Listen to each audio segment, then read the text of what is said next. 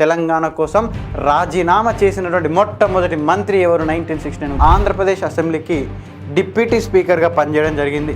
దాని తదనంతర కాలంలో మంత్రిగా కూడా పనిచేయడం జరిగింది. 3 ఉద్యమాలను ముద్దాడినటువంటి వ్యక్తి, 3 ఉద్యమాల్లో చాలా చురుకైన పాత్ర పోషించినటువంటి వ్యక్తి.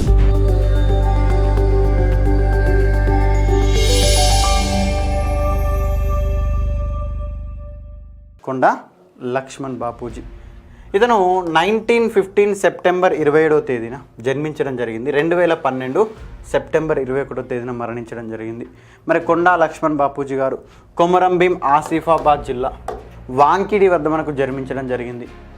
మరి కొమరంభీం జిల్లాలో జన్మించినటువంటి వ్యక్తి హైదరాబాద్ కాదు, ఢిల్లీ వరకు కూడా తన యొక్క రాజకీయ చైతన్యంతో ఎక్కడో ఆదిలాబాద్ జిల్లాలో, ఓల్డ్ ఆదిలాబాద్ డిస్టిక్లో జన్మించి ఢిల్లీ వరకు తన ప్రాబల్యాన్ని చాటుకున్నటువంటి వ్యక్తుల్లో ఒకరు ఎవరంటే మనకు కొండా లక్ష్మణ్ బాపూజీ గారు. 3 ఉద్యమాలను ముద్దాడినటువంటి వ్యక్తి, 3 ఉద్యమాల్లో చాలా చురుకైన పాత్ర పోషించినటువంటి వ్యక్తి కూడా కొండా లక్ష్మణ్ బాపూజీ గారు. ఏంటి సార్, ఓ పక్కన క్విట్ ఇండియా ఉద్యమంలో పాల్గొన్నాడు, అంటే బ్రిటిష్ వారికి వ్యతిరేకంగా గాంధీజీ పిలుపును తీసుకొని క్విట్ ఇండియా ఉద్యమంలో పాల్గొన్నాడు. మరి అదేవిధంగా మరి తన యొక్క ప్రాంతమైనటువంటి నిజాం రాజ్యంలో కూడా, మరి నిజాం రాజ్యంలో ఏం జరుగుతున్నాయి సార్? తెలంగాణ ప్రాంతానికి అన్యాయం జరుగుతుంది. మరి అందుకోసం అప్పుడు వచ్చింది సార్, ఏ పోరాటం వచ్చింది? అక్కడ ఉన్నటువంటి భూస్వామ్య వ్యవస్థకు వ్యతిరేకంగా తెలంగాణ ప్రాంతంలో వచ్చింది. ఏంటి సార్?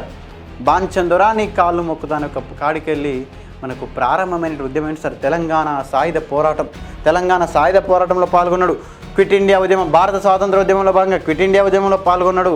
అదేవిధంగా తదనంతర కాలంలో జై తెలంగాణ ఉద్యమంలో కూడా పాల్గొన్నాడు. అంటే 3 ఉద్యమాలను ముద్దాడినటువంటి వ్యక్తి ఎవరు సార్ అంటే కొండా లక్ష్మణ్ బాపూజీ గారు. మరి అదేవిధంగా కొండా లక్ష్మణ్ బాపూజీ గారు 1957 నుంచి 1960 వరకు మార్చ్ 28వ తేదీన 1969 మార్చ్ 28వ తేదీన మనకు జస్టిస్ హిదాయతుల్లా బెంచ్ ఏం చెప్పింది సార్? ముల్కీ అనేది అన్కాన్స్టిట్యూషనల్ అని చెప్పడంతో మొట్టమొదటిసారిగా మరి ఎవరు ముందుకు రాలే. 1969 తెలంగాణ ఉద్యమంలో అందరికన్నా ముందొచ్చి తెలంగాణ మరి ముల్కీ అనేది రాజ్యాంగ విరుద్ధమని హిదాయతుల్లా ధర్మాసనం తీర్పు చెప్పడంతో తన యొక్క మంత్రి పదవి నుండి జన సంబంధాల శాఖ మంత్రి, సమాచార శాఖ మంత్రి పదవికి రాజీనామా చేసిండు. తెలంగాణ కోసం రాజీనామా చేసినటువంటి మొట్టమొదటి మంత్రి ఎవరు 1969 ఉద్యమంలో అంటే కొండా లక్ష్మణ్ బాపూజీ గారు.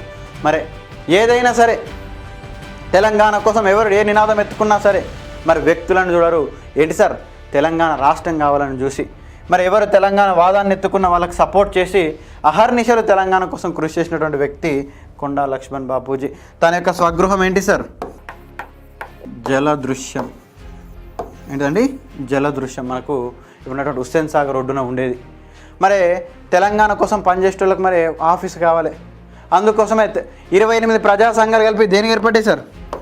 28 ప్రజా సంఘాలు కలిపి తెలంగాణ ఐక్య వేదికకు ఏర్పడ్డాయి. మరి ఐక్య వేదిక కూడా తన యొక్క ఇంటిని కార్యాలయంగా ఇచ్చినటువంటి వ్యక్తి కొండా లక్ష్మణ్ బాపూజీ. మరి ఉద్యమ సమయంలో టీఆర్ఎస్ పార్టీ కూడా ఆఫీస్ కావాలి, అవునా? మరి తన యొక్క ఆఫీస్ జలదృశ్యాన్ని కూడా టీఆర్ఎస్ పార్టీ ఆఫీస్కి ఇచ్చినటువంటి వ్యక్తి కొండా లక్ష్మణ్ బాపూజీ గారు. ఈ యొక్క పాయింట్స్ చాలా గుర్తుంచుకోండి. మరి తెలంగాణ కోసం అనునిత్యం కృషి చేసిండు కాబట్టి తెలంగాణ రాష్ట్రం వచ్చినాక కొండా లక్ష్మణ్ బాపూజీ గారి పేరు మీదకి వెళ్ళి ఒక యూనివర్సిటీని కూడా మనం ఏర్పాటు చేసుకోవడం జరిగింది. ఏ యూనివర్సిటీ సార్? Horticulture university.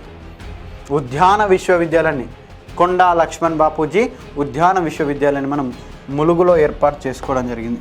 మీకు రేపు ఎగ్జామ్ పాయింట్ ఆఫ్ వ్యూలో కొండా లక్ష్మణ్ బాపూజీ హార్టికల్చర్ యూనివర్సిటీ అంటే మరి వెంటనే మీరు ఏ జిల్లాలో ఉంది అంటే ములుగు అని ఆన్సర్ చేయకండి.